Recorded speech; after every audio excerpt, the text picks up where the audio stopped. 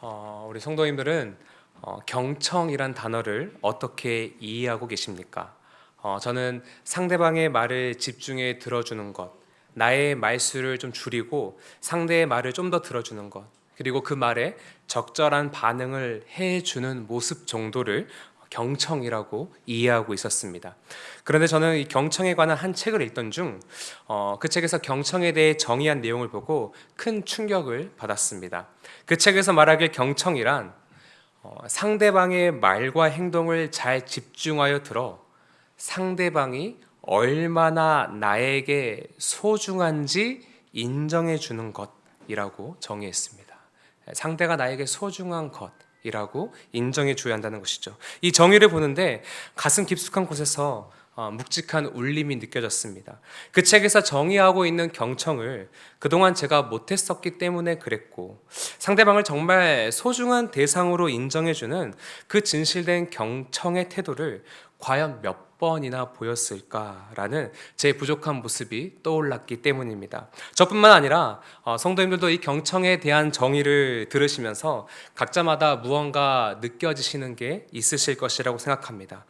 이렇게 경청이란 단어, 이 경청이란 말이 의미 있게 우리에게 다가오는 이유는 말하기와 듣는 행위가 우리의 삶의 아주 필수적인 부분을 차지하고 있기 때문이고, 그만큼 말하기와 듣기의 중요성을 너무 잘 알고 있기 때문입니다. 저희 모두는 일상생활 속에서 말하기와 듣는 행위를 수없이 반복하며 살아갑니다.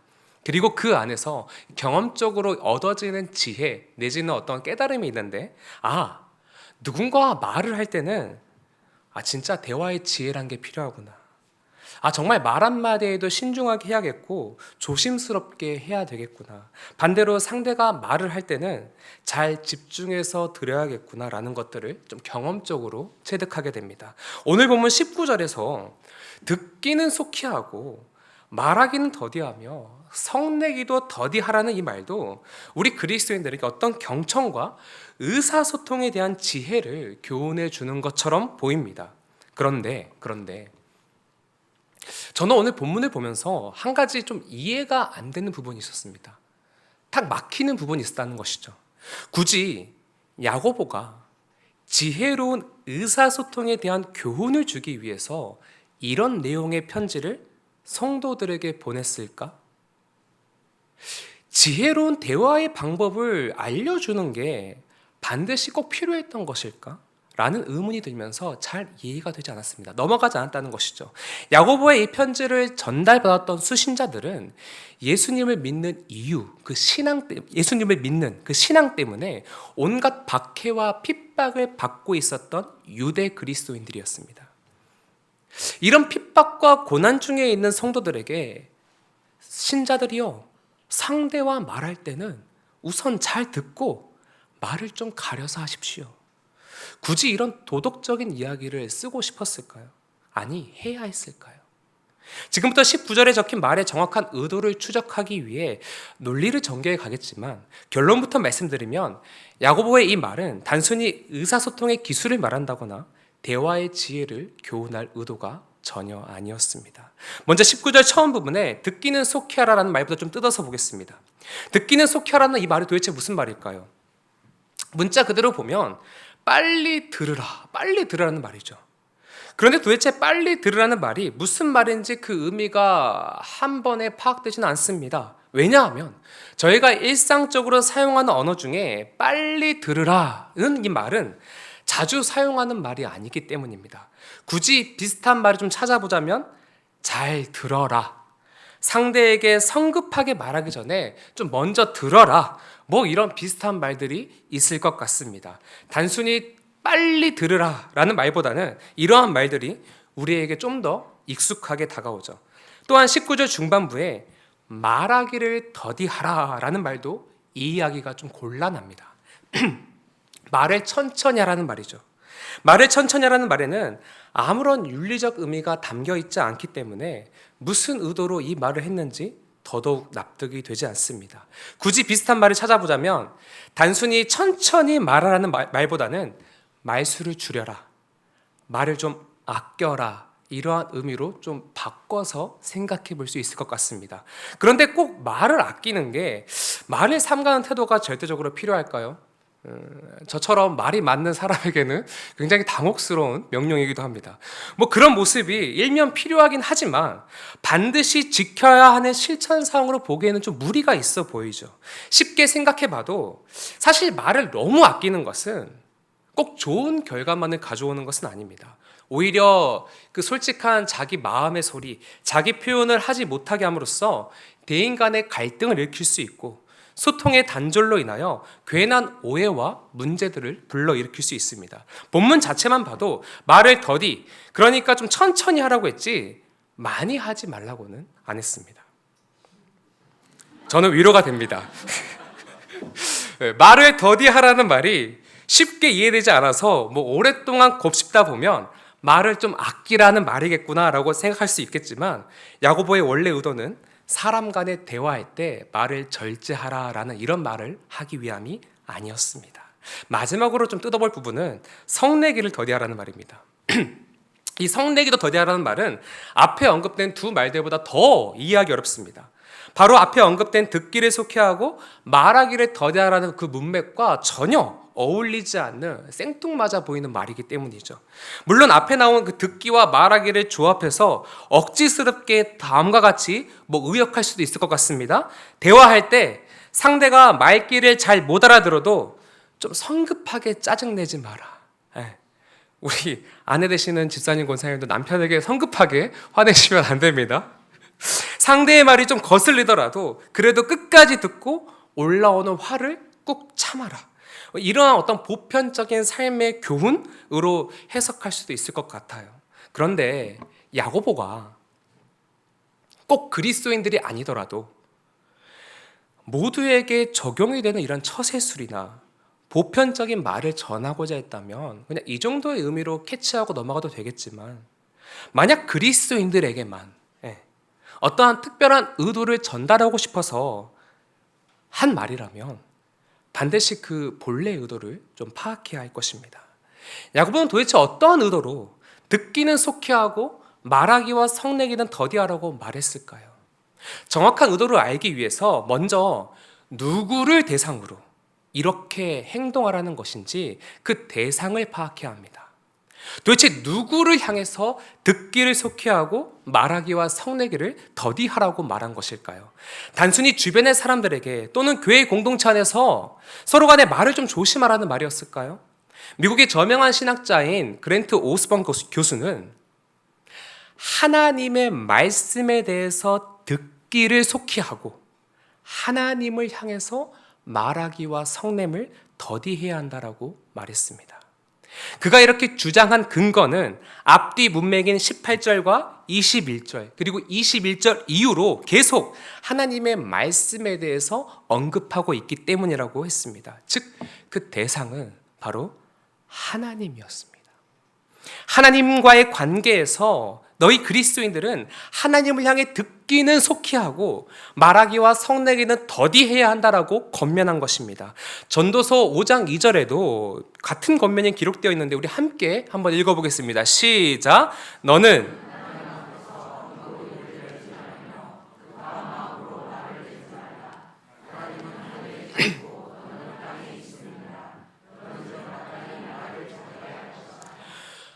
도대체 어떤 상황에 처했을 때 하나님께 이렇게 반응해야 한다라고 말하고 있는 걸까요? 야고보는 이 편지의 서두 1장 1절에서 그 특별한 정황에 대해서 기록하고 있습니다. 1장 1절 하반절을 보면 흩어져 있는 12지파에게 문안하노라라고 말하고 있죠. 이 흩어져 있다라는 말을 볼 때 그 당시 지금 유대 그리스도인들이 핍박을 피해서 서로 흩어져 있었던 상황이라는 것을 유추할 수 있습니다. 이어서 2절에서 이렇게 말합니다. 내 형제들아 너희가 여러 가지 시험을 당하거든 온전히 기쁘게 여기라. 12절에서는 시험을 참는 자는 복이 있나니 시험을 견디는 자는 주님께서 생명의 면류관을 줄 것이니 부디 그 시련 속에서도 면류관을 주실 하나님의 선하심을 바라보고 신뢰하라며 위로하고 있습니다. 그러니까 문맥상 듣기는 속히 하고 말하기와 성내기는 더디 하라는 이 말은 앞에 언급된 시험과 고난에 관한 메시지라는 것을 알 수 있어요. 즉 그리스도인들이 시련을 만났을 때 하나님께 어떻게 반응해야 하는지를 권면하고 있다는 것이죠. 야고보는 의사소통을 하는데 필요한 대화의 지혜나 보편적인 처세술에 관해 말해주고 싶었던 것이 아니라 하나님 앞에서 우리 그리스도인들이 보여야 할 중요한 태도를 말하고 싶었던 것입니다. 그 태도는 어떠한 시련이 올 때 그 상황에 대해 하나님 앞에서 너무 성급하게 반응하지 말라는 것이었습니다.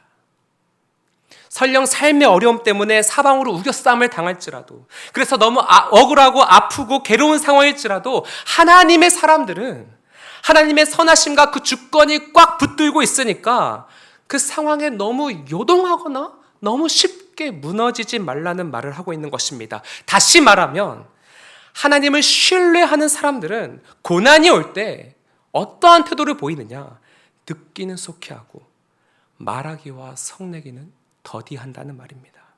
상황에 대한 원망과 섭섭함과 불평을 급하게 속히 마치 쏟아붓듯이 그렇게 쏟아놓기보다 먼저 하나님의 뜻을 듣기 위해 하나님께 귀를 열고 경청한다는 말을 하고 있는 것이죠. 한 장면을 잠시 머릿속에 그려보기를 원합니다. 6살짜리 꼬마아이가 아버지에게 자전거를 처음 배우기 위해 공원에 나왔습니다.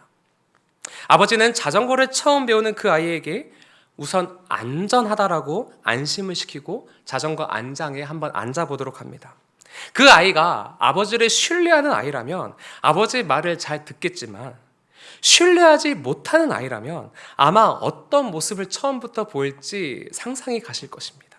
아버지는 계속 괜찮다고 타이르는데도 이 아이는 마치 타면 죽을 것처럼 아버지를 밀쳐내고 막 울고 불고 짜증을 내고 난리를 칠 것입니다. 저희 애가 이제 54일 차인데 그렇게 난리 부르스를 칩니다. 아버지의 괜찮다는 그 말을 믿기보다는 아이 스스로 제 감정이 지금 네. 아버지의 괜찮다는 그 말을 믿기보다는 아이 스스로 이미 저 자전거는 위험해, 그리고 무서워, 안 탈 거야 라는 자기만의 생각을 정해버렸기 때문에 아버지가 아무리 뭐라고 한들 듣지 않을 것이고 귀를 틀어막고 화를 낼 것입니다. 반면에 아버지를 신뢰하는 아이의 모습은 어떨까요? 처음 타는 그 자전거가 무섭기는 아까 전에 아이와 똑같이 무섭죠. 그러나 아버지를 믿기 때문에 무서운 자전거를 보지 않고, 물론 보겠지만 보지 않고 아버지의 말에 계속 경청하면서 차근차근 자전거 안장에 한번 앉아볼 것입니다. 그 두려움을 눌러보면서. 그리고 핸들을 잡아볼 것이고요, 페달을 조심스럽게 저어볼 것입니다. 이때 아이는 믿을 사람이 아버지밖에 없고 아버지한테만 집중해야 하기 때문에 자기 자신의 입을 저절로 닫게 됩니다. 말이 줄어들어요. 말수가 줄어듭니다. 반대로 아버지의 말에는 온 힘을 다해 귀를 기울입니다. 성도님들은 어려운 상황을 마주했을 때 두 아이의 모습 중에 어떠한 모습으로 반응하고 계십니까? 어떠한 모습으로 기도하고 계세요? 우리는 인생의 여러 시련 앞에서 많은 기도를 합니다. 병을 고쳐달라고 기도하고, 사업의 어려움을 두고 기도하고, 나의 가정과 문제를 위해 기도합니다. 우리 구직 기간이 길어지고 있는 청년분들은 취업을 위해서 간절히 오랜 시간 기도합니다. 그때 그 문제 앞에서 하나님께 어떻게 반응하시냐는 질문입니다. 하나님, 도대체 왜 이런 상황을 주신 것입니까? 하나님, 제가 뭘 잘못했습니까? 지금 이 상황이 저는 너무 힘듭니다. 너무 지겹습니다. 하나님, 저를 사랑하신다면서요. 지금 이 상황을 보면요, 저를 하나도 사랑하시지 않는 것 같아요. 마치 아버지를 신뢰하지 못하는 어린아이처럼 두려움과 초조함과 불평과 원망을 쏟아낼 때도 참 많이 있었던 것 같습니다.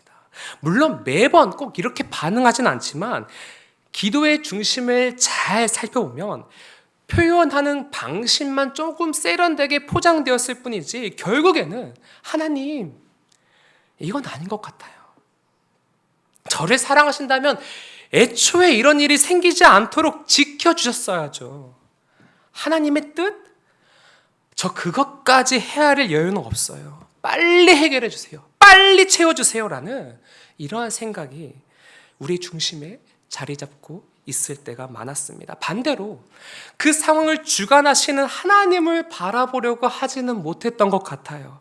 어서 해결받고 싶은 그 어려운 상황은 참 잘 보이는데 하나님이 지금 그 정황과 그 일을 통하여 무엇을 하실지, 무엇을 만들어내실지, 무슨 뜻이 있는지, 어떠한 계획이 있는지는 보려고 하지 않습니다.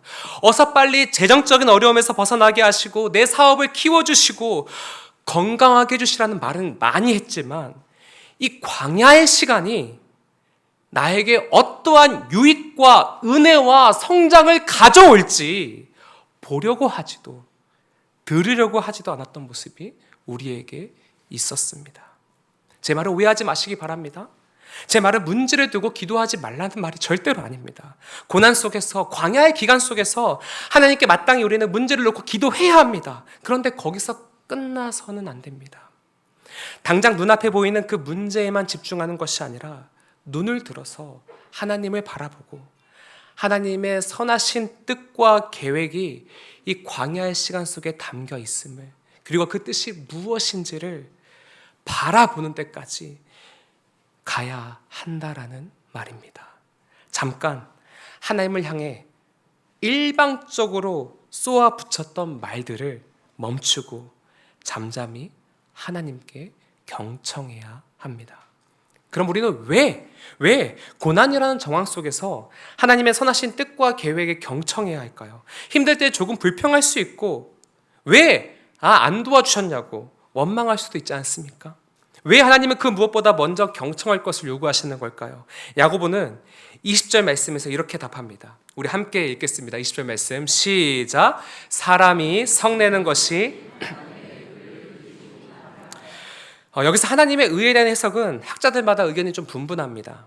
대부분의 학자들은 하나님이 마땅히 옳다고 여기시는 모습을 의미한다라고 말합니다. 그러니까 우리가 하나님께 불평과 원망을 하는 모습은 하나님이 옳다고 여기시는 모습이 아니라는 것이죠. 반대로 우리가 성급히 말하는 대신 경청하는 그 모습은 곧 하나님이 보고 싶어 하시는 하나님의 의를 이루는 모습, 즉 옳은 모습이라는 것입니다. 왜 하나님은 이 듣는 태도를 원하실까? 앞에서 자전거를 처음 배우는 아이를 예로 들어 말했듯이 경청하는 그 모습이 곧 하나님을 온전히 신뢰하는 모습이기 때문에 그럴 것이라고 생각합니다. 하나님은 우리가 하나님을 좀 온전히 신뢰하기를 원하시고 하나님을 향한 그 신뢰감의 기반을 둔 깊은 관계 속에 있기를 원하십니다. 그래서 그 고난이란 상황 중에 경청하는 태도를 요구하시는 것입니다. 야고보는 이렇게 경청해야 할 이유에 대해 말한 이후에 이제 그럼 어떻게 우리가 하나님께 경청할 수 있는지 그 방법을 말합니다. 고난 중에 어떻게 하나님의 선하신 뜻과 계획을, 이 광야의 기간 중에 담겨있는 그 뜻과 계획을 어떻게 들을 수 있는지 우리에게 말해주는 것이죠. 21절 말씀을 함께 읽겠습니다. 시작. 그러므로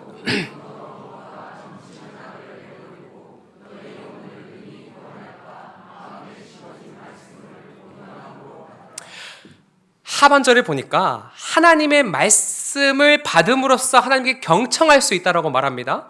여기서 너희 영혼을 구원할 하나님의 말씀을 받으라는 말은 구원받기 위해서 말씀을 받으라는 말이 아닙니다. 야고보의 이 편지를 받았던 수신자들은 앞에서 말했지만 이미 주님을 믿어 구원받은 성도들이었고 심지어 예수님을 믿는 이유 때문에 핍박을 받고 있었던 그리스도인들이었습니다. 그래서 여기저기로 흩어져 있었던 그리스도인들이었죠. 그러니까 이 수신자들의 정황을 고려하여 그 의미를 다시 파악해 볼 때 이 말은 광야길을 걸을 때 너희의 지치고 상한 마음을 회복시켜줄 말씀을 받으라. 말씀을 경청하라는 말이었습니다.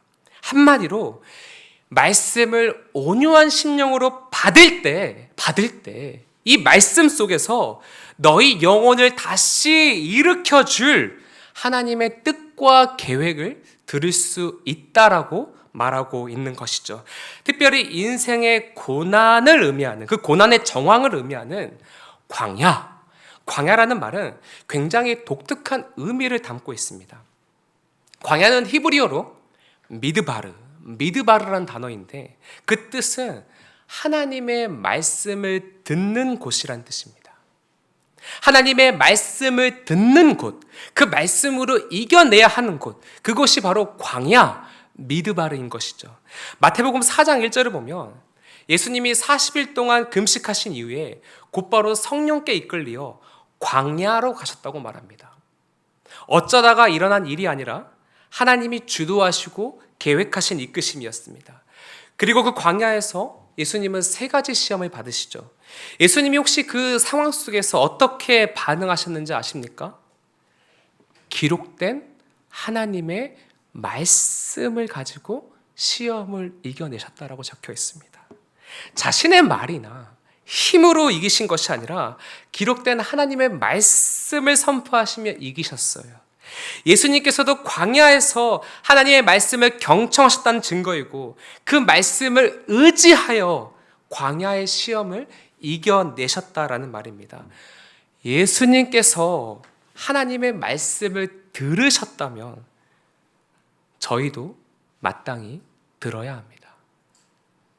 그리고 그 하나님의 말씀으로 이기셨다면 하나님의 자녀인 우리도 주님이 몸소 보이신 그 본과 그리고 주님의 권세를 힘입어 말씀으로 견디고 이겨낼 수 있습니다. 성도 여러분, 나는 그동안 광야의 시간을 보낼 때 하나님의 말씀 속에서 그 선하신 뜻을 경청하려고 했었는지 듣기를 속히 했었는지 한번 돌아보기를 원합니다. 야고보 사도는 지금 우리가 광야의 시기에 있다면 하나님을 향해 성급하게 반응하지 말고 어서 하나님의 선하신 뜻을 이 말씀 속에서 들으라고 강력하게 도전합니다. 하나님께서 내가 너와 함께 하겠다, 내가 세상 끝날까지 너와 함께 하리라고 말씀하실 때 그 말씀에 경청하고 힘을 얻으라는 권면입니다. 두려워하지 말라, 내가 너와 함께 함이라. 놀라지 말라, 나는 내 하나님이 됨이라. 내가 너를 굳세게 하리라. 참으로 너를 도와주리라. 나의 의로운 오른손으로 너를 붙들리라라고 말씀하실 때 내가 너에게 응답하겠고 네가 알지 못하는 크고 비밀한 일을 너에게 보이리라라고 말씀하실 때 그 약속의 말씀에 귀를 막지 말라는 말입니다. 오히려 좀 귀를 활짝 열어서 주님의 뜻과 마음을 좀 헤아려주고 이 시간을 통해 크고 놀라운 일을 만들어내실 하나님의 역사를 신뢰하며 다시 일어서라는 권면인 것입니다. 물론 너무 지치고 힘이 될 때는 하나님의 말씀이 들리지 않을 때가 있습니다. 말씀을 보고 들어도 하나님의 선하신 뜻과 계획이 들리지 않고 보이지 않을 수 있습니다. 그 말씀이 내 두려운 마음을 붙잡아주지 못할 때도 있습니다. 나와 상관없는 말씀이라고 느껴질 때도 있습니다. 그 말씀이 나에게 전혀 힘과 위로가 되지 않을 때도 있습니다. 또 여기 계신 분들 중에는 하나님에 대한 서운함과 섭섭함이 너무 커서 하나님을 향해 아예 마음문을 닫아버린 성도님들도 계실 거라고 생각합니다. 이 예배의 자리, 이 기도의 자리라도 안 지키면 큰일이 날 것 같아서 나오긴 했지만 어떠한 배신감, 서운함, 이런 마음이 너무 커서 하나님의 말씀에 귀를 닫으시고 어떤 말씀이 들려도 저 말씀은 내 삶 속에 이루어질 약속의 말씀이 아니야 라고 체념하신 채 하나님을 향해 어떠한 말이나 간구도 안 하시고 하나님을 향해 마음 문을 닫아버리신 그런 성도님들도 계실 것 같습니다. 그런 분들을 향해, 아니 우리 모두를 향해 야고보는 이렇게 다시 한번 힘을 줘서 권면하는 것입니다. 그래도 하나님의 말씀에 귀 닫지 마시고 마음 문도 닫지 마시고 다시 들으십시오. 이 척박한 광야에도, 당신들이 걷고 있는 그 광야 속에도 주님의 임재가 있고 주가 이루어내실 선하신 뜻과 계획이 담겨 있습니다. 제발 그 선하신 뜻을 듣기 위하여 내가 너를 사랑하고 세상 끝날까지 너를 지키겠다는 그 따뜻한 음성을 듣기 위하여 다시 말씀을 붙드시고 온유한 심령으로 말씀을 받아 주십시오. 그 말씀이 여러분의 두렵고 떨리는 마음을 붙잡아 줄 것입니다. 우리 모두가 이 야고보의 외침을 가슴 깊이 새길 수 있기를 간절히 소망합니다. 사랑하는 성도 여러분, 하나님을 진정으로 신뢰하십니까? 어떤 상황 속에 두더라도 우리 하나님은 내 인생을 결코 놓지 않으시고 인도하시고 붙드시고 계신다는 그 확신을 가지고 계십니까? 그렇다면 광야의 때에 하나님께 원망과 불평을 속히 하는 대신에 내 생각과 판단대로 속히 움직이는 대신에 가장 먼저 말씀의 귀를 열어 그 선하신 뜻과 계획을 속히 듣는 이 경청의 태도를 보여주시기 바랍니다. 저는 아까 서두에서 경청이란 상대방의 말을 잘 집중하여 들어서 거기서 끝나는 게 아니라 상대가 나에게 얼마나 소중한 존재인지 인정해주는 태도라고 말했습니다. 여러분들이 하나님께 경청하는 그 태도는 하나님을 나의 가장 소중한 존재로 인정해드리는 가장 아름다운 행위라는 것을 꼭 잊지 마시기 바랍니다. 그러므로 이 광야길에서 상처가 생길 대로 생겨 너무 아프고 괴롭지만 그럼에도 하나님을 향한 신뢰를 가지고 말씀 안에서 그 뜻을 찾고 붙잡으려는 모습, 말씀을 온유한 심령으로 받고자 하는 이 모습을 끝까지 견지해 주십시오. 우리 하나님께서 자녀들의 그 모습을 가장 귀하고 아름답게 그리고 사랑스럽게 바라봐 주실 것입니다. 너무 많이 들으셔서 진부한 말처럼 들릴 수 있지만 이 진부한 말을 선포하고 말씀을 마치겠습니다. 하나님이 여러분을 향해 가지고 계신 계획과 뜻은 선하십니다. 우리가 문제 앞에서 좌절하는 이유는 고난이 너무 크거나 광야길이 너무 길어서 좌절하는 것이 아니라 사실은 하나님의 선하신 뜻을 들으려고 하지 않기 때문에 그래서 좌절하는 것이 아닐까라고 생각해 봅니다. 오늘 들으신 말씀대로 광야길에서 하나님의 뜻과 계획에 속히 경청하시길, 그래서 다시 굳세게 일어서시는 우리 성도님들의 삶이 되시길 간절히 축복합니다. 오늘 우리에게 주신 말씀을 기억하며 함께 찬양 부르기 원하는데요, 이제 역전되리라 함께 찬양하겠습니다.